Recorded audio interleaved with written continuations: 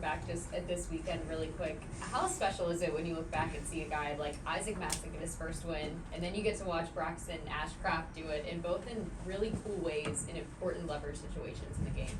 It was. They both did a great job. The whole weekend, the energy, the whole series was great, and to have those two guys step up like that, and that's what it's going to take. We need all 26 guys to be ready, and they stepped up in huge ways in huge situations. And then the time before that, Braxton was on the mound. It was to help Mike Burrows get his second big league win. Burrows back on the mound today. What do you hope to see from him from that growing moment last outing? Yeah, same thing. He's found ways to slow the game down. Last time, first batter, Pena went 3-0, able to slow it down, strike him out. Just looking for him to continue that, dominating the strike zone with all of his pitches, getting ahead, and doing a great job like he did last time against the Astros. It's been 1 month since you took over as manager. What's been the biggest challenge? What's been the number one thing you've learned? Oh man, great question. I think biggest challenge is the media. No offense to any of you, but just like getting the flow of the day, it changes. Going from everything being structured on the field, doing the daily schedule and everything, and now it's more communication. I think the biggest thing that I've learned is that with the players, just communicating, trying to do that more efficiently, effectively, throughout the days of, making sure that we're all on the same page when it comes to the day-to-day and then the plan going forward. What's the biggest thing you've learned? I think that's it.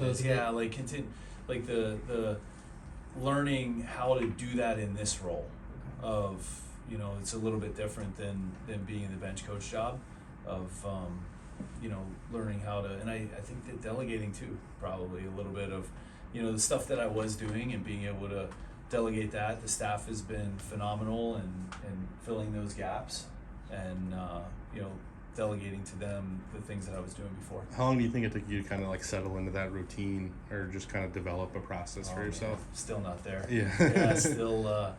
Still getting into that, but it's getting smoother every day. Yeah. Do you feel like the month flew by, or was it long? It's been a month. Yeah. Right. It's at times it feels like it flies, and then at times it's you feel like learning those things takes time, but it's gone by pretty quick. What do you think your strength is as a manager? I'll ask you guys. That's interesting. Honestly, maybe the players.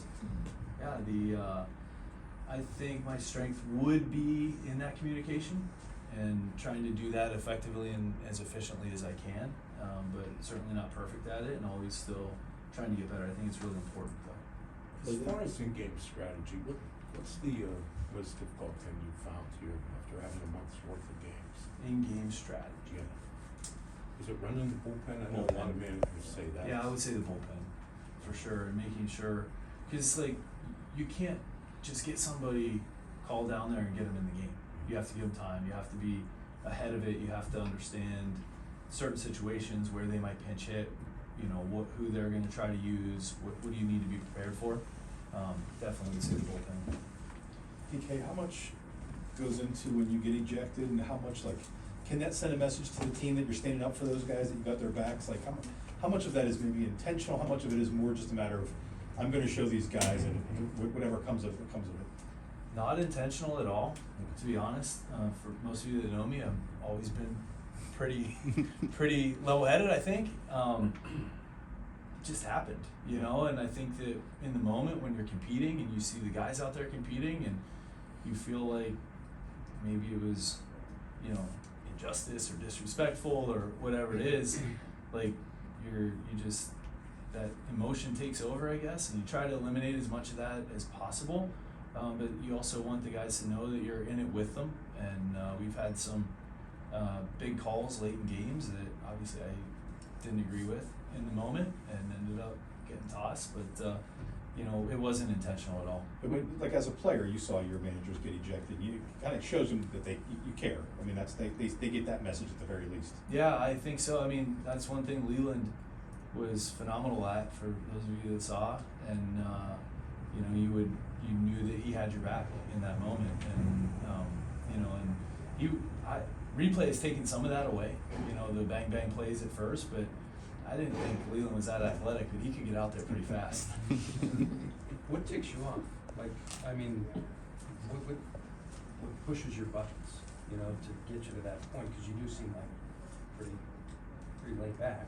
Yeah, I think it's the disrespectful stuff. Like you take certain instances where we're on the road in Philly, we're on the road in San Diego, and take it personally whenever we don't feel that they don't make the right call. And I think that, you know, that what we've talked about with the team is going out there every day individually and collectively to earn that respect. And that's what we have to do every single day, is go out there to earn it, and it's not going to be given to you. You have to go out there and earn it and take it.